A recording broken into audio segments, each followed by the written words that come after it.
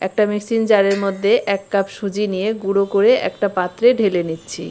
এবার মিক্সিং জারের মধ্যে দিচ্ছি 1/2 কাপ চিনি, 1 বাটি কেটে রাখা আম, 3 চামচ মতো সাদা তেল দিয়ে পেস্ট করে গুঁড়ো করে রাখা সুজির মধ্যে ঢেলে দিয়ে একটু নেড়ে নিয়ে দিয়ে দিচ্ছি সামান্য একটু নুন আর 1 কাপ ঘন দুধ দিয়ে সবকিছু ভালো করে মিশিয়ে নিচ্ছি। এবার একটা পাত্রে একটু সাদা তেল দিয়ে একটা সাদা কাগজ দিয়ে দিচ্ছি।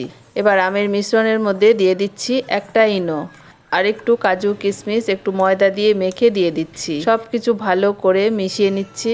এবার আমের মিশ্রণটা তেল মাখানো বাটির মধ্যে ঢেলে একটু ঝাঁকিয়ে নিয়ে দিয়ে দিচ্ছি কাজু কিশমিশ। 5 মিনিট ফুল হিটে গরম করা সসপ্যানের মধ্যে একটা স্ট্যান্ড দিয়ে আমের মিশ্রণের বাটিটা বসিয়ে ঢাকা দিয়ে একদম লো আছে 30 মিনিট বেক করে নিলেই তৈরি হয়ে যাবে পাকা আমের কেক।